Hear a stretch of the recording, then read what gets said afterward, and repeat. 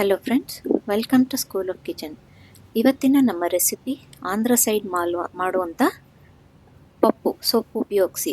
ನಾನಿಲ್ಲಿ ಸೊಪ್ಪು ತೊಗೊಂಡಿದ್ದೀನಿ. ಟೊಮ್ಯಾಟೊ ಮತ್ತು ತೆಂಗಿನಕಾಯಿ ತುರಿ, ಉಪ್ಪು, ಅರಿಶಿನ ಸ್ವಲ್ಪ, ನಂತರ ಒಗ್ಗರಣೆಗೆ ಸಾಸಿವೆ ಮತ್ತು ಜೀರಿಗೆ ಮತ್ತು ತೊಳೆದಿಟ್ಕೊಂಡಿರೋಂಥ ತೊಗರಿಬೇಳೆ, ಈರುಳ್ಳಿ, ಬೆಳ್ಳುಳ್ಳಿ, ಕರಿಬೇವು, ಹಸಿಮೆಣಸಿನ್ಕಾಯಿ ಮತ್ತು ಕೊತ್ತಂಬರಿ ಸೊಪ್ಪು. ಇದಿಷ್ಟು ಸೊಪ್ಪು. ನೀವು ಪಾಲಾಕ್ ಬೇಕಾದ್ರೂ ತೊಗೋಬೋದು. ನಾನಿಲ್ಲಿ ಅರವೆ ತೊಗೊಂಡಿದ್ದೀನಿ. ಮೊದಲಿಗೆ ಕುಕ್ಕರ್ಗೆ ತೊಳೆದಿಟ್ಕೊಂಡಿರೋಂಥ ತೊಗರಿಬೇಳೆನ ಹಾಕೋಬೇಕು. ನಂತರ ಇದಕ್ಕೆ ಸಣ್ಣಗೆ ಹೆಚ್ಚಿಟ್ಕೊಂಡಿರುವಂಥ ಸೊಪ್ಪು, ನಾನು ಹೇಳಿದಾಗೆ ಯಾವ್ದು ಬೇಕಾದ್ರೂ ತೊಗೋಬೋದು.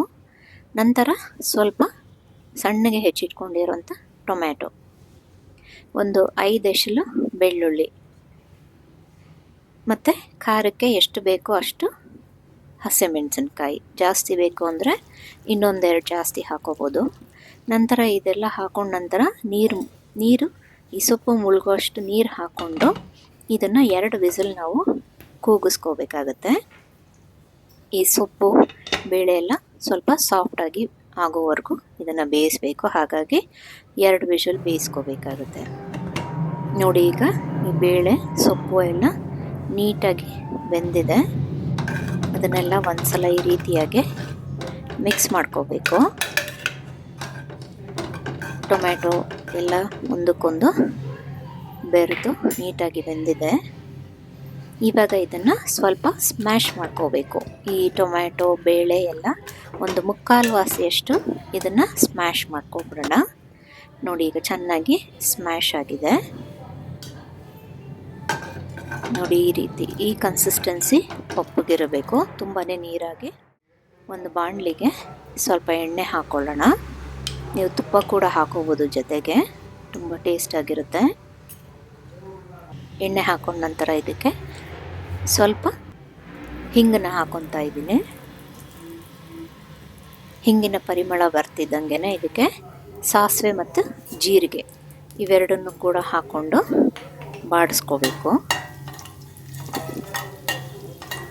ಸಾಸಿವೆ ಸಿಡಿದ ನಂತರ ಈರುಳ್ಳಿ, ಸಣ್ಣಗೆ ಹೆಚ್ಚಿಟ್ಕೊಂಡಿರೋಂಥ ಈರುಳ್ಳಿನ ನಾವು ಎಣ್ಣೆಗೆ ಹಾಕ್ಕೊಂಡು ನೀಟಾಗಿ ಬಾಡಿಸ್ಕೋಬೇಕಾಗುತ್ತೆ.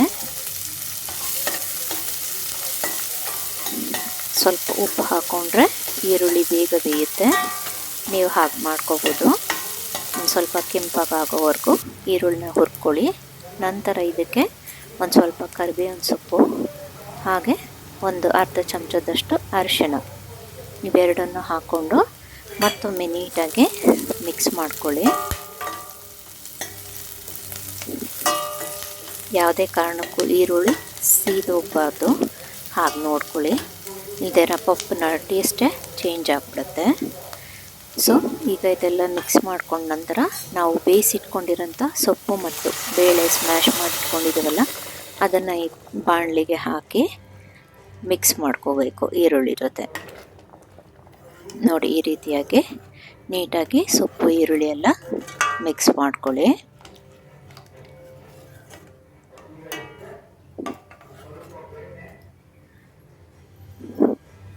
ನಂತರ ಇದಕ್ಕೆ ನಾವು ರುಚಿಗೆ ತಕ್ಕಷ್ಟು ಉಪ್ಪು, ಎಷ್ಟು ಬೇಕೋ ಅಷ್ಟು ಉಪ್ಪು ಹಾಕ್ಕೊಳ್ಳೋಣ. ನಂತರ ಒಂದು ಸ್ವಲ್ಪ ತೆಂಗಿನಕಾಯಿ ತುರಿ, ನಾನು ಸ್ವಲ್ಪ ಹಾಕಿದ್ದೀನಿ. ನೀವು ಇನ್ನೂ ಜಾಸ್ತಿ ಬೇಕಾದ್ರೂ ಕೂಡ ಹಾಕ್ಕೋಬೋದು. ಹಾಕ್ಕೊಂಡು ಮತ್ತೆ ಇದನ್ನು ನೀಟಾಗಿ ಮಿಕ್ಸ್ ಮಾಡ್ಕೊಳ್ಳಿ.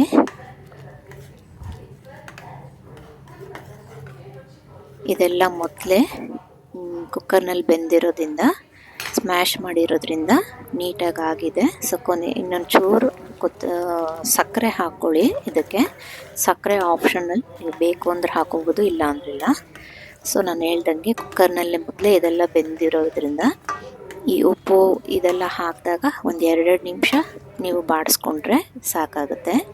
ಇವೆಲ್ಲ ಹಾಕಿದ ನಂತರ ಒಂದು 2 ನಿಮಿಷ ಹಾಗೆ ಕುದಿಯಕ್ಕೆ ಬಿಡಬೇಕು. ನೋಡಿ, ಈಗ ಇದೆಲ್ಲ ನೀಟಾಗಿ ಕುದ್ದು ಮಸಾಲೆ ಖಾರ ಎಲ್ಲ ಒಂದಕ್ಕೊಂದು ಬೆರೆತು ಚೆನ್ನಾಗಾಗಿದೆ. ಈಗ ಕೊನೆಯಲ್ಲಿ ಒಂದು ಸ್ವಲ್ಪ ಹೆಚ್ಚಿಟ್ಕೊಂಡಿರೋಂಥ ಫ್ರೆಶ್ ಕೊತ್ತಂಬರಿ ಸೊಪ್ಪನ್ನ ಉದುರಿಸ್ಕೊಂಡ್ರೆ ಆಂಧ್ರ ಸ್ಟೈಲ್ ಪಪ್ಪು ಸೊಪ್ಪಿನ ಪಪ್ಪು ಸವಿಯೋಕ್ಕೆ ಸಿದ್ಧ ಆಗಿರುತ್ತೆ ಸ್ನೇಹಿತರೆ. ತುಂಬಾ ಈಸಿ. ಅರ್ಜೆಂಟಾಗಿ ಯಾರಾದರೂ ಬಂದಾಗ ನೆಂಟರು ಏನಪ್ಪ ಮಾಡೋದು ಅನ್ನುವಾಗ, ಅಥವಾ ಸೊಪ್ಪೇನಾದ್ರು ಮನೆಯಲ್ಲಿ ಉಳ್ಕೊಂಡಿದೆ ಅಂದಾಗ ಈ ಪಪ್ಪನ್ನ ಟ್ರೈ ಮಾಡಿ ನೋಡಿ ನೀವು. ತುಂಬಾ ಟೇಸ್ಟಿಯಾಗಿರುತ್ತೆ. ಬಿಸಿ ಅನ್ನಕ್ಕೆ ತುಪ್ಪ ಹಾಕ್ಕೊಂಡು ಈ ಸೊಪ್ಪಿನ ಪಪ್ಪು ಹಾಕ್ಕೊಂಡು ತಿಂದರೆ ತುಂಬಾ ಟೇಸ್ಟಿಯಾಗಿರುತ್ತೆ. ನೀವು ಕೂಡ ನಿಮ್ಮ ಮನೆಗಳಲ್ಲಿ ಈ ರೆಸಿಪಿನ ಟ್ರೈ ಮಾಡಿ ಟೇಸ್ಟ್ ಹೇಗಿತ್ತು ಅಂತ ಕಮೆಂಟ್ ಸೆಕ್ಷನಲ್ಲಿ ಖಂಡಿತ ತಿಳಿಸಿ. ನಿಮಗೆ ಟೇಸ್ಟ್ ಇಷ್ಟ ಆದಲ್ಲಿ ಬೇರೆಯವ್ರಿಗೂ ಇದನ್ನು ಶೇರ್ ಮಾಡಿ.